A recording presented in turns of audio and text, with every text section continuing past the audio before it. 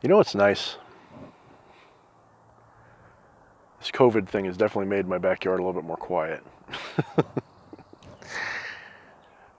It's actually pretty cool. It's nice to not have to hear constant sirens and trains, cars. Still hear them, obviously.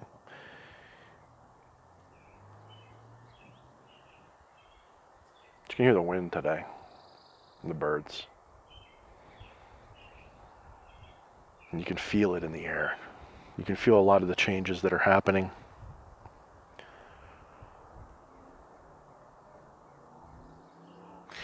It's pregnant. So I made that video a few days ago.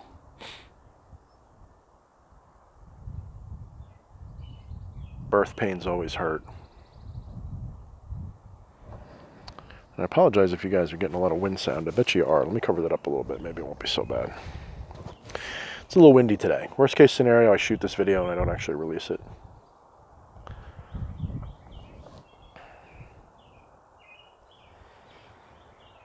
When I was a kid, as some of you might recall reading in Shadownomicon, I was working with the shadow people, demons, all kinds of crazy stuff when I was younger. Although we didn't necessarily call them the demons that we call them today, I had never heard of the Goetia. We worked with fallen angels, things like that. That's what we called them. But the shadows, those were the enemy at the time. They were the monsters. They were the horde from beyond the veil that we were trying to stop coming through and destroying our world. The world that had hurt us and made us crazy. Most of us were children of abuse. Most of us were angry about a lot of different things. But we wanted to save the world. We wanted to be special. And in time, I came to learn that those shadows that we were fighting against were us. They came from us. They came from within us. They came from...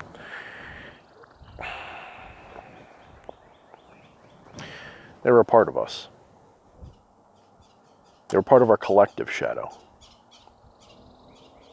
A couple of blackbirds having fun.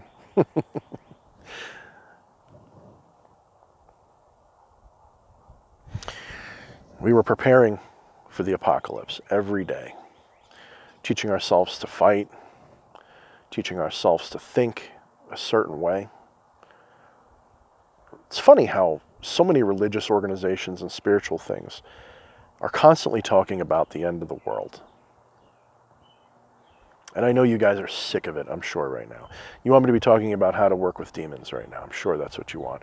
And that is kind of what I'm talking about. But you kind of have to see around, kind of have to see through your prejudice. You have to see through the situation. Don't avoid it, because it's becoming a shadow if you do so. The things that are happening right now should not be avoided. It doesn't mean you have to dwell on it. That's not good either. But you have to face it. You have to face what it means. I find it ironic that we spent our whole youth training to fight against the apocalypse, against what that means. To fight the shadows. Until I realized that that was us. And I was being used by them to generate fear and paranoia.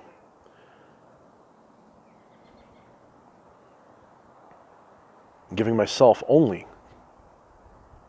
the power. I'm not moralistic. I don't hate anybody. That is to say, I'm not malicious.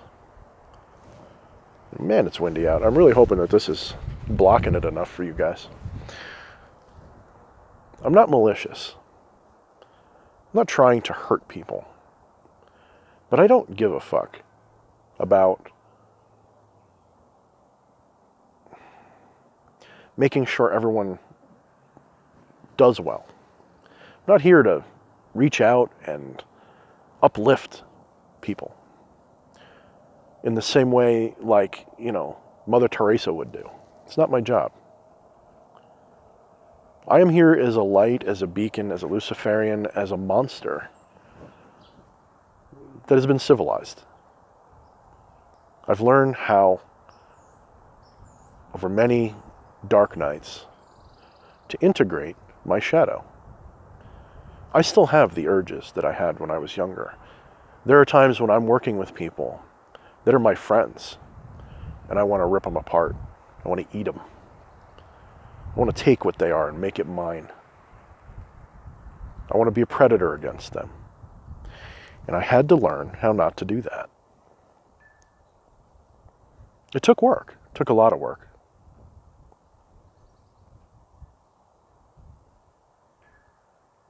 Sometimes a little piece of that monster still grins through my smile. In 2019, when I released Shadownomicon, I had no idea what I was doing with it. I released that book, obviously as a way to make money, obviously as a way to share my work, obviously as a way to do all these things. But in my heart, I knew that I was being called to release that book to begin a movement, to begin something. Even if it's only a dozen people, once again. Except this time, instead of fighting against the end of the world and stopping the shadows coming through, our job is to open those fucking gates. Our job is to tear apart the veil and pull the shadows back into this world so they're no longer hidden from us, so that we admit and see and deal with what we are. Because those shadows, as they are externalized elements of our own Jungian shadow, as they are that Jungian shadow given egregoric form, they're us. If you don't integrate with them, if you don't find a way to make peace with them, then the apocalypse won't mean something good. It's going to mean something bad for you.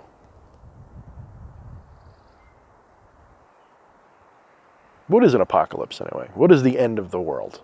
What the fuck is that? If you're like me and you have a certain metaphysical perspective, you understand that there is only the present, and that present is constantly changing. It is never the same. And from a very strict interpretation, apocalypse is always now. The end is always now. So what makes an apocalypse an apocalypse? It's a period of great change, right? Well, it's always a period of great change. The wind is an example of that change, which I'm hopefully blocking enough so it's not going to cause you too much trouble. The wind is a perfect example of change. You are a perfect example of change. You see, we get confused and think that we are the water that is contained within the wave. But that's not what a wave is. A wave is not the water. A wave is something. It's a movement, it's an energy, but it's not the water. The wave's like an idea. And it moves through the medium of water or air or rock. It moves through the ether of reality. And you are a life wave. This wave is, something's changing. I don't know if it's fair to say that the wave moves through reality or reality moves through things and we perceive that movement as waves. You see, one of the things you have to do with mystical thinking, with metaphysical thinking, is something that I kind of loosely term metaphysical inversion. You take an idea and you invert it somehow, and often you will find a profound truth. Like saying, when you're going for a walk, you're not moving through the world is moving around you. And when you think about that a little bit, as absurd as it sounds, there's some kind of truth hidden, buried deep in there. A paradox that technically makes you think, yeah, this makes sense. I'm not moving through the world. The world's moving through me. Moving around me. So what's the apocalypse? Can we call it just great change? No, that's ridiculous. You're always going under great change, every fucking moment of your day. Apocalypse is a balancing of the equation. The apocalypse is not the restoration of right from wrong. or the destruction of all that is, because that's constantly happening. Apocalypse would be a rebalancing of what has been sundered, a reintegration of something, a rebalance of energy. Throughout mankind's history, and likely throughout the rest of it to come, humanity has this ridiculous habit of creating sins and taboos and ideas that are not pragmatic or ethical. That is to say, they're not logical by themselves, although they may start that way. They become morality and religious and taboo. They become shame, and they become things that we are afraid of. This isn't to say that every thought is a good thought. This isn't to say that every action is a good action. Even if you don't agree that there is good and evil, like I don't agree that there is good and evil, there are things which we can say from a human perspective are beneficial and not beneficial. There's no benefit to murder, rape, etc. Not to the species. To the individual, that remains to be seen. Moral relativism, right? But instead of rationalizing why this is wrong and taking rational steps to prevent or cure or rehabilitate, even if that requires removal of the offending parties from our awareness by some means, if we don't properly do those things and we make it a taboo, that's kind of unnecessary shame. It's causing suffering and pain. It's causing a shadow.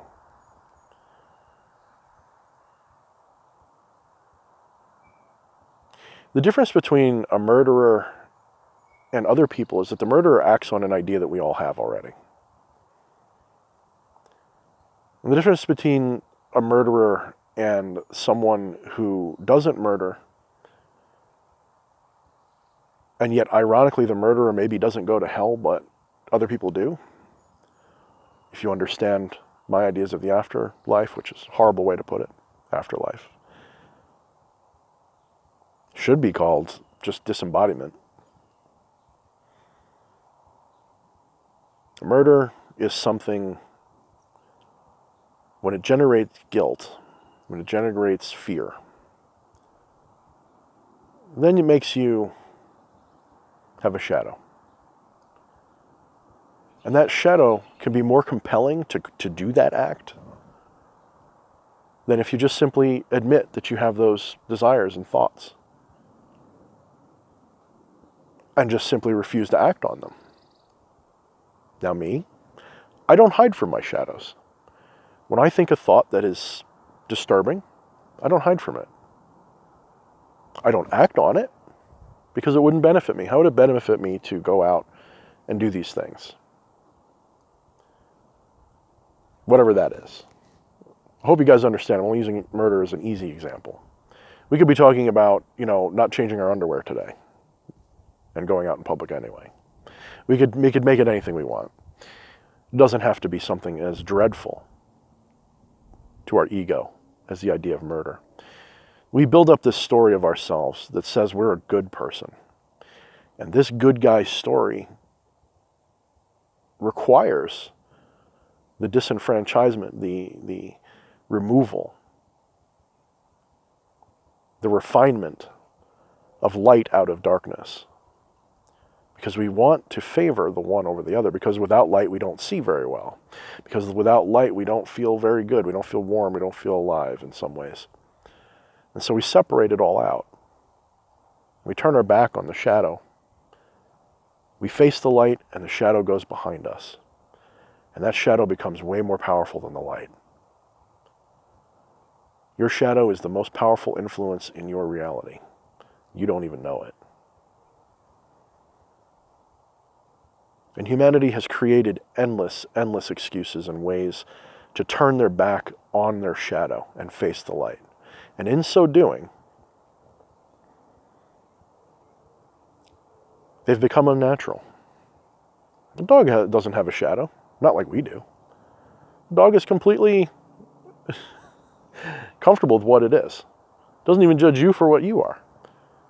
Yeah, it might have some fear. It might have a little shadow. It might be afraid of what you do to it. It might be afraid of things in the instinctive sense. But it doesn't have a psychological fear like we have necessarily. It's not to say that they can't get neurotic. I've seen animals with human neuroses. I've seen it. We've all seen it if you're around animals enough. But it's not the same thing. Not to the same degree. Humans, because of our intelligence and our introversion and our own intellect, because we have a tendency to believe that we are a singularity of intelligence unlike anything else, superior in all ways and all these other things, we tend to create longer shadows. See, a dog doesn't intentionally face the light. We do. A dog doesn't strive to be moral, but a human does. And that morality is an illusion. It's a control mechanism. It's a way to trick you. And I know we can get into pedantics and sophistries about what the word moral means. And if you believe that morality doesn't have to include taboo or something, that's fine. Use the word how you want. But when I use the word morality, I'm talking about the morality that is based off of irrationality in this particular context. We are seeing in this world right now. See, we live in a world that's really not that bad. At least not for human condition anyway. But we do live in a world in which we are completely and utterly controlled by our shadows, and the powers that be know that. And they're taking you, and they're manipulating you.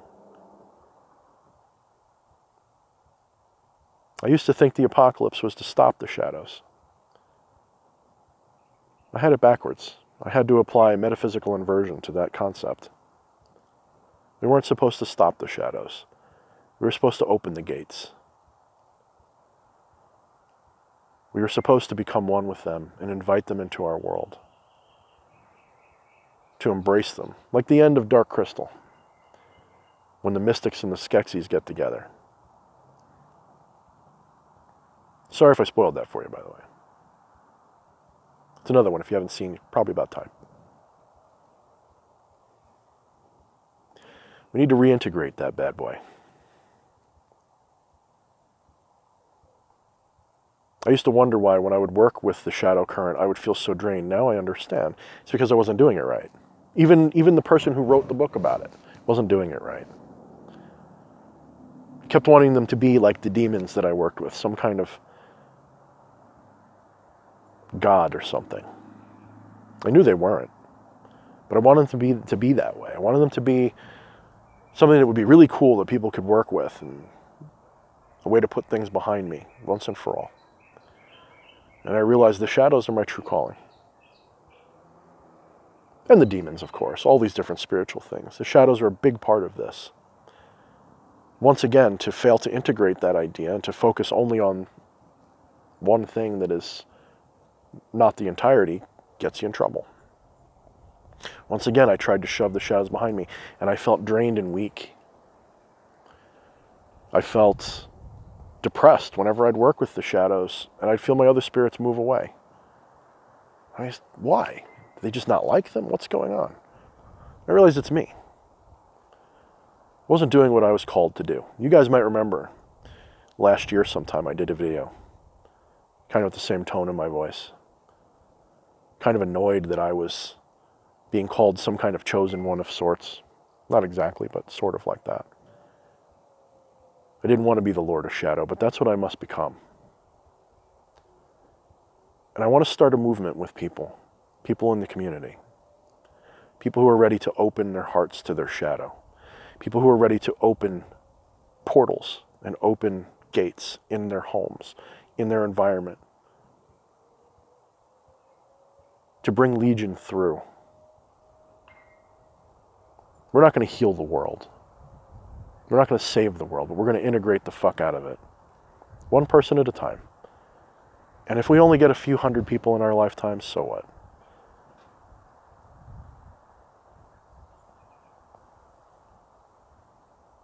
It's not about the numbers. It's about the process. It's about opening those doorways so the process can begin. So if you want to join me in that, just keep following what I do. Maybe pick up a copy of Shadownomicon. Contact me, ask me what you can do.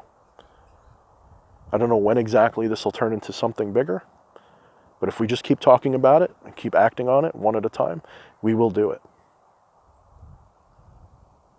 And the apocalypse can become the reintegration of our shadow. And those of us who are capable of doing this will ascend in ways that no one else does. Shadow work has always been, fundamentally at the core, one of the most important things that any aspiring sorcerer, aspiring god could ever do.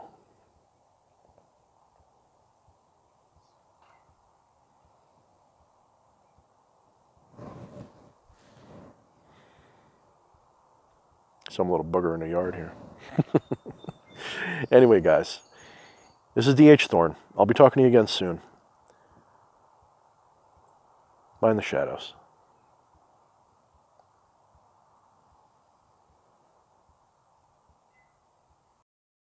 Please like, comment, and subscribe, and check out the video description for links to my books available on Amazon Kindle and paperback, as well as my Patreon page. Thank you, and mind the shadows.